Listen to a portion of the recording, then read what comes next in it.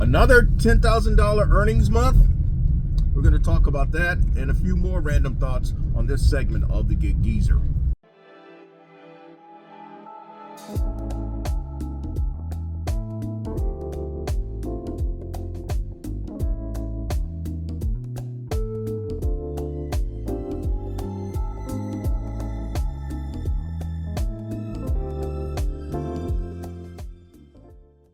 If this is your first time checking out the Gig Geezer, if you're a returning visitor of the Gig Geezer, thanks for coming by. And if you would not mind, hit that subscribe button, give my content a thumbs up, share my content among others, and I definitely welcome your comments in the section below.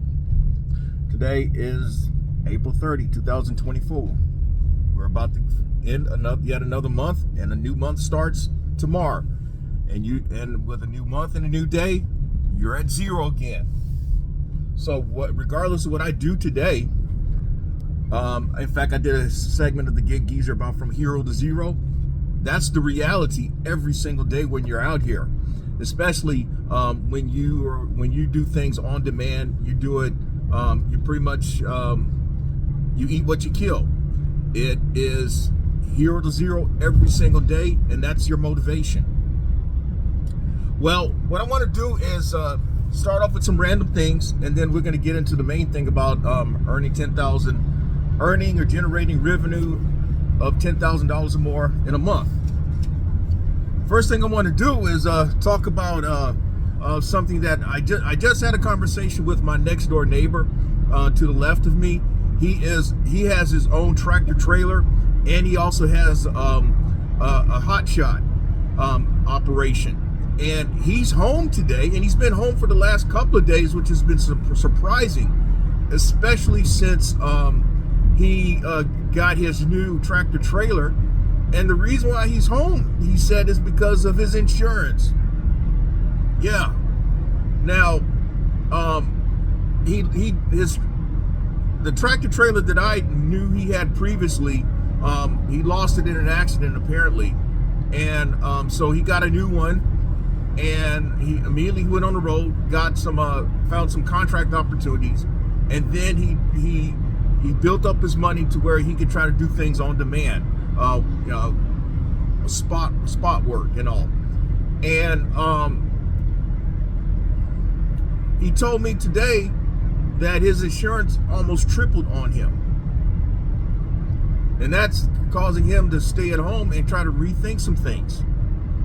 Now, why am I bringing that up? Insurance, especially if you have an MC number and a US DOT number, especially the MC number, and you book your own load opportunities, many of the brokers are going to require you to carry at least $1 million liability coverage, 100,000 cargo, and that stuff ain't cheap. Now, I've talked long and enough about MC numbers and insurance. I even did a segment on what kind of insurance you should have. I will say this though, being qualified, of being licensed, being a licensed insurance agent since 2001, and in property casualty for over 10 years now, that your insurance is going to vary based on a lot of factors. It's going to be based on where you are, where you live, what state you're in, what county you're in, your age, your driving history, your insurance score, the deductibles that you have on your policy, and other coverages that you may have on your policy. So there's a lot of factors that are involved. And so if someone says that, hey, they're paying this low number in their state, that may not be the case in your state. Like in South Carolina, South Carolina is notorious for being one of the higher premium states in the country. I've been in the state since 1993, so I think I talk with a lot of qualification on that subject. But moving on, one thing that people should take into account, and I also didn't mention about your I did mention about your driving record, but I'm going to mention it again. One thing with insurance companies, it used to be, in fact, I want to say back when I first started in the business, it used to be insurance companies only went back 2 years, maybe 3 years. The pickier ones, the ones that had the best rates and really cherry picked their customers, they went back 2-3 years. But now it's a standard practice with basically all the companies. They go back 5 years, and so that's a long time to look back on one's driving history.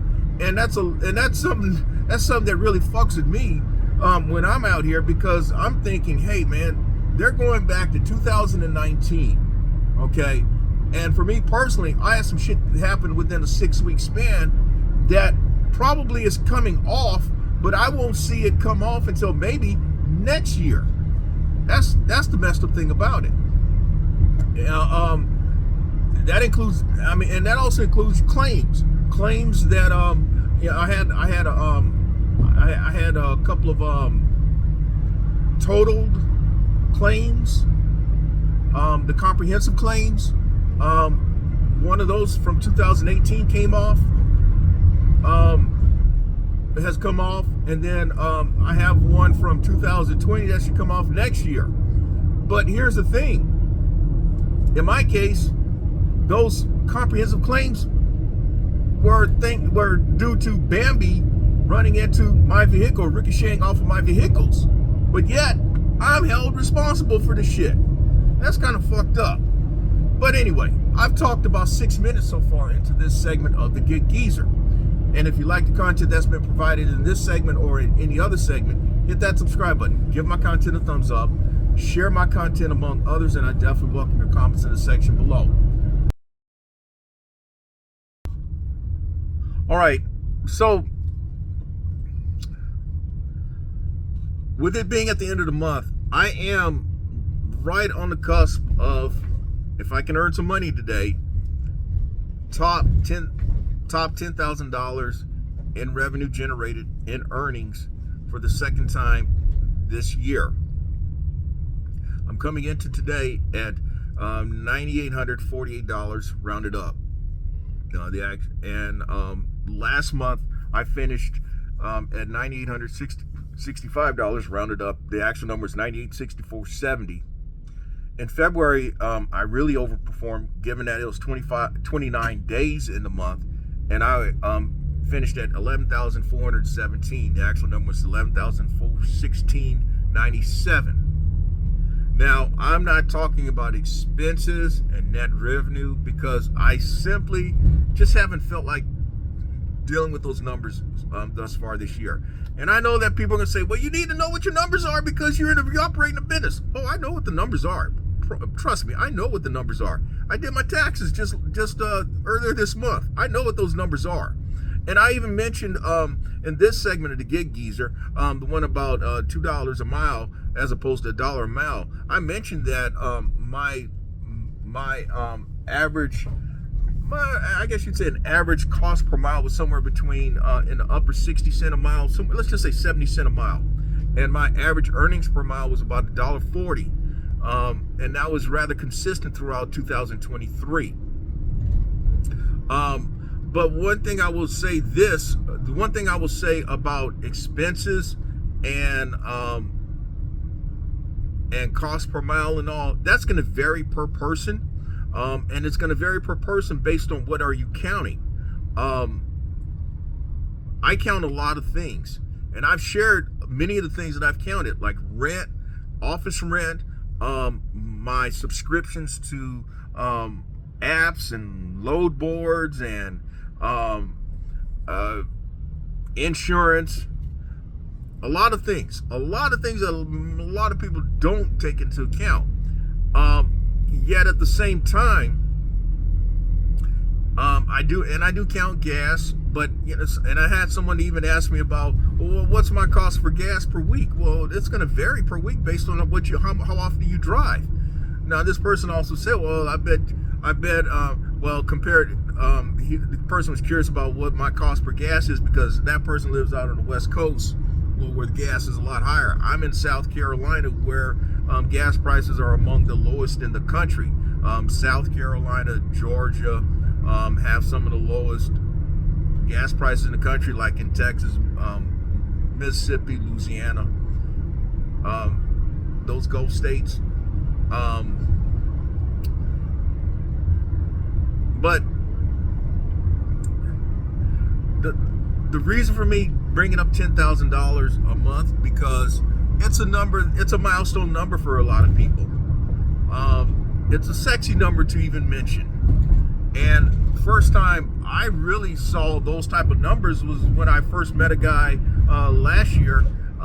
He was still doing contract work, and he had a side gig going on, and he was working gig apps.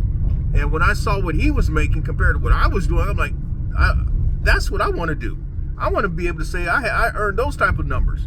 Well, quite honestly, at that time, at that moment, I was not on as many last mile gig delivery apps as I am on now, and I had not yet become comfortable with doing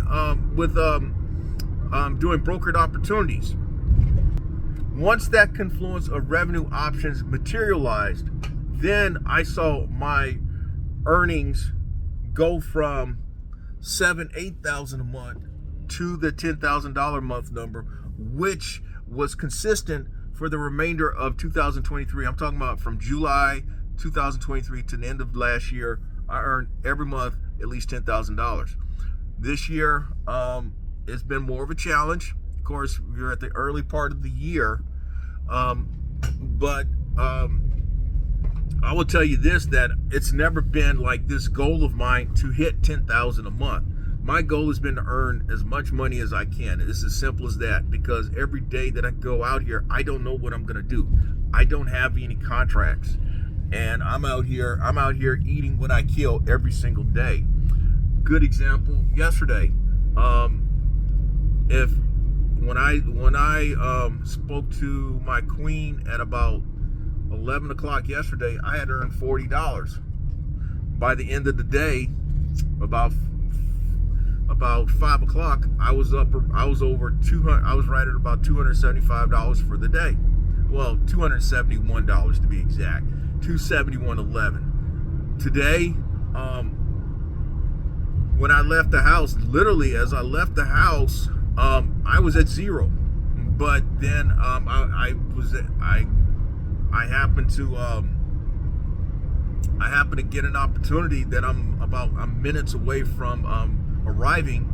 Not even minutes, just seconds away from arriving. It's an opportunity that's going from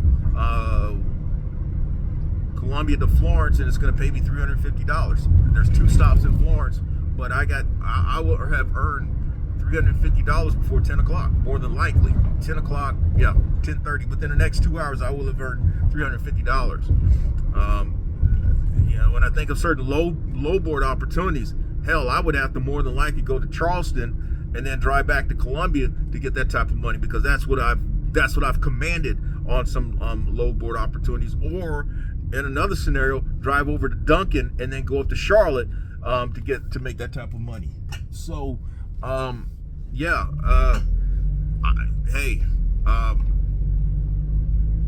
it's not easy. It is not easy doing this type of thing, man. It is not easy hitting these type of numbers. And for me to sensationalize them and glorify them as what some like to do, I would be doing y'all a disservice, because that is the one thing. That is the one thing that a dedicated route. That's the one advantage that a dedicated route has over when you're doing on-demand, eat what you kill type stuff. You know what you're going to get, and I compared it to a salaried situation. You don't know what you're going to do. You don't know what you're going to do when you leave your house, your place. You're at zero, and you don't know what you're going to get. I mean, your phone is in your hand all the time. Your phone is in your hand all the time, looking for whatever on the gig apps, on the load boards, text messages, or it's not easy. It's not easy at all. So I'm actually about an hour or so later, more like about an hour and a half later. and I am probably about 20 minutes away from my first drop-off location. And in resuming the conversation, I wanted to just stress that while I've been rather consistent at earning or grossing $10,000 a month, I'm the first to say that it ain't been easy.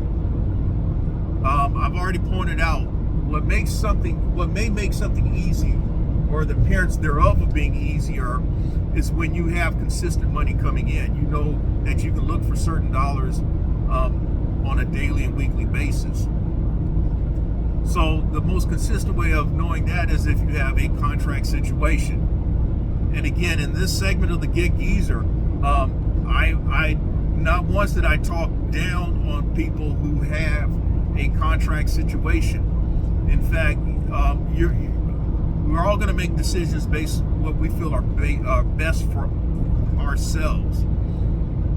And a contract situation or a dedicated route is the equivalent of knowing that you're earning a salary, because you know that you're looking for this type of money on a daily basis, give or take any variances, and the variances being like extra time spent on the route or extra miles that were needed to complete the route.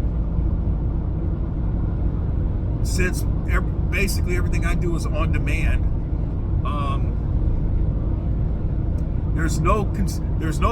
the only consistency in on demand is that you got to eat what you kill, and that you start off at zero every single day.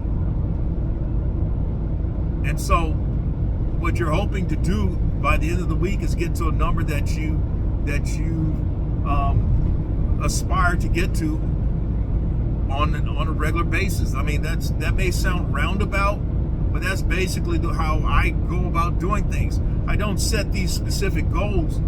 I just have in mind a number that I'd like to get to, and hopefully I'll get there by the end of the day, by the end of the week, and hopefully by the end of the month. I don't set a goal for 10,000. I've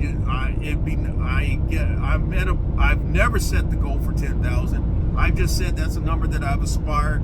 You know, you may say that I'm guilty of parsing words or playing with words, but it's not that I'm saying I'm looking to make $10,000 this month.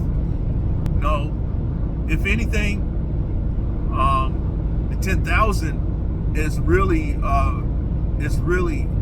a result of the expectations that I've set for myself on a daily and weekly basis. So it's a different mindset. I expect to go out and do certain things, and my expectations, hopefully by the end of the day, I'm closer to that goal.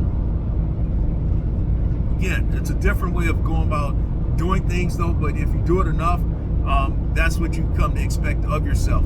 It's like the football coach that would tell the player, instead of celebrating breaking out with your touchdown dance, just act like you've been there before. And so that's what I try to do. Or another example on the bowling alley: don't get all geeked out because you shot 279. Act like you've done it before. Look to do it again. You know, the goal is to repeat shots.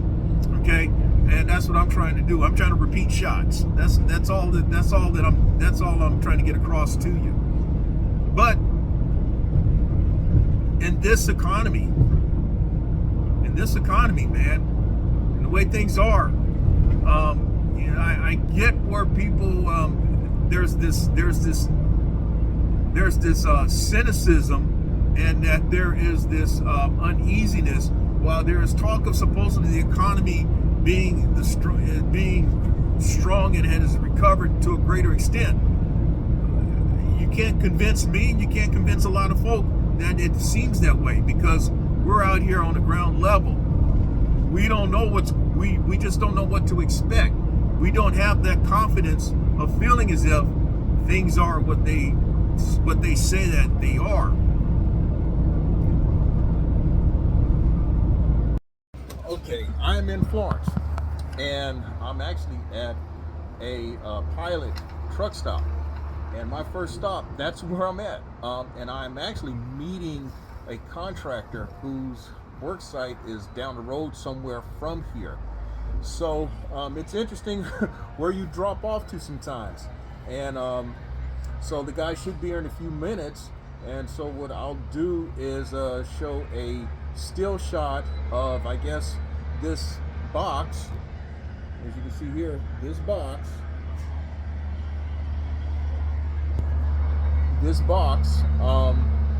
Being transferred over to the contractor's vehicle.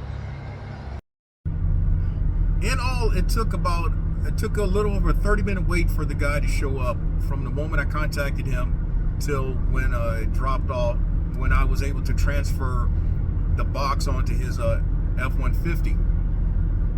So now I am right down the road from the second drop off of a bunch of boxes. And that will wrap up this particular opportunity that's going to pay me at least $350. Now I do have something waiting on me in Columbia that's going to pay $40, and it's a pickup of some boxes.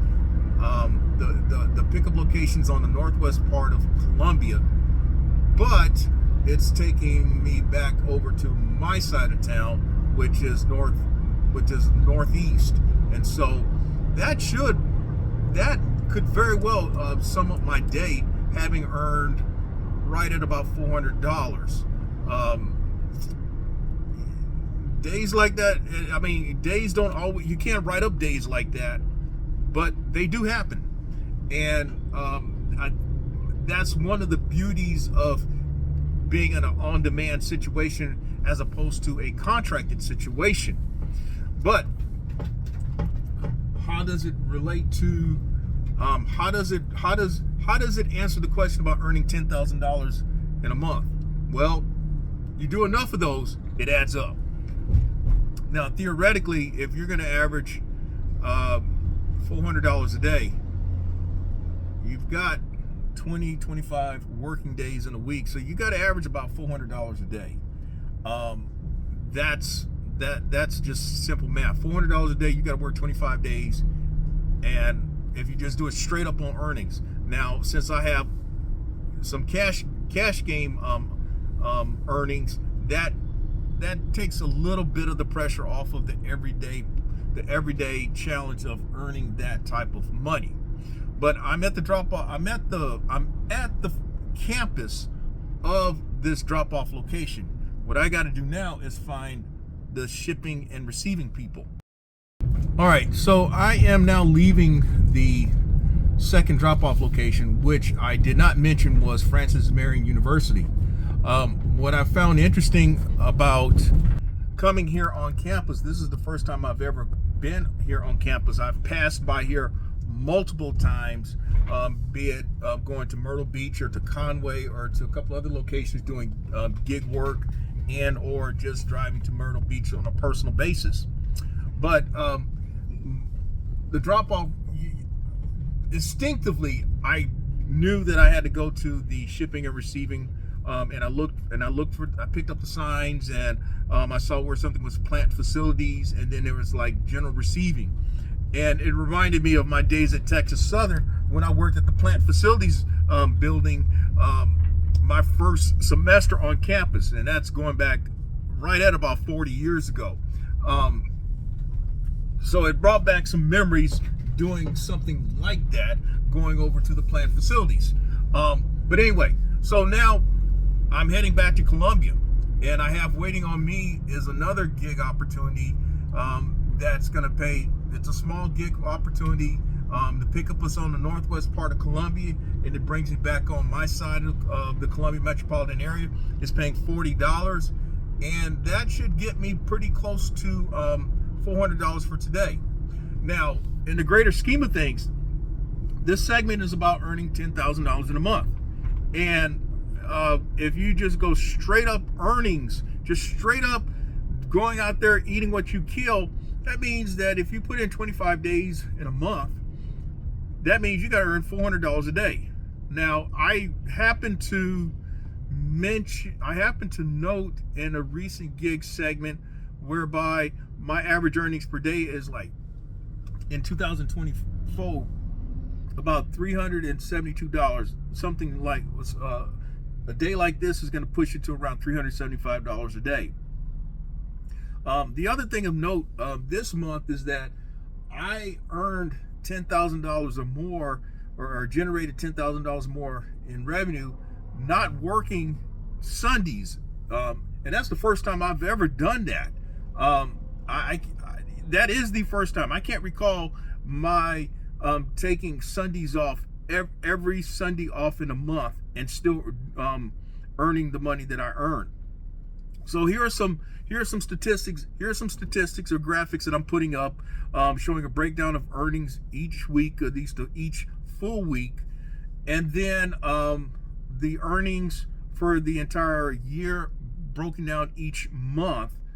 I still am not, again, I am not noting net earnings and expenses because I just haven't felt like doing those this year, although I did my taxes, and I know exactly what my expenses were for 2023. I have a very good idea what my expenses are in 2024.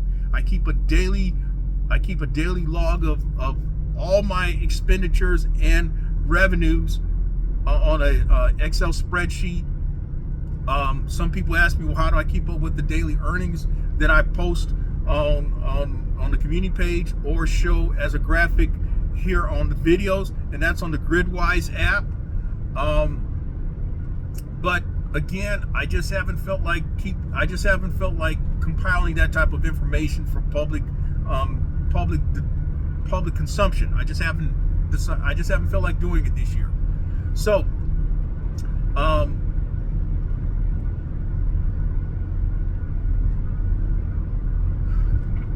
again, when it comes to earning this type of money, I can't say it enough. You've got to have multiple options, multiple revenue streams. The businesses that make it on their diversity of income streams. You can't be a one-trick pony. You know, I don't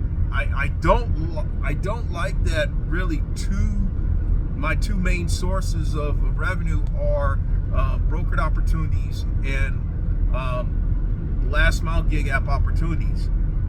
Yet it's not a single gig app, it's not a single broker, but it's still not the same if you're in a dedicated route situation where you know what you got coming in every day. But that is the challenge. That is the challenge when you are in business for yourself. That is the challenge when you say that you're a hustler. You're one that can put in the grind and make it happen. Yet some way, somehow, I've seen the numbers consistently over these months and years. As you see here on the B-roll, I'm actually stopping off at Bucky. Bucky is a well-known stop-off place for a lot of travelers. I have gone to Bucky in Texas and here in South Carolina. Bucky is actually a place that my queen likes. She's had this thing about Bucky, and first time she went to one was as we left San Antonio last year, and we stopped in Seguin. The second time she went to one was here in South Carolina. In fact, at this location in Florence. One other thing I found out in my research about Bucky. Bucky is actually founded by a guy who is from Anderson, South Carolina, which is clear across the other side of the state. In fact, from here, it's about 4 hours away. And Anderson is roughly about 30 minutes from Clemson. So yeah, Bucky is actually its concept is founded by a guy who's from South Carolina. The third Bucky that we went to was in Temple, Texas. And I believe I may have mentioned it on a Gig Geezer segment, where it was on the other side of the freeway. One of the drop-offs is on the other side of the freeway, and on that side of the freeway is where the Bucky is located. So that's all I have to share for this segment of the Gig Geezer. If you like the content that's been provided in this segment or in any other segment, hit that subscribe button. Give my content a thumbs up. Share my content among others, and I definitely welcome your comments in the section below. I'm Inwood Lane. As always, may your grind and may your hustle continue.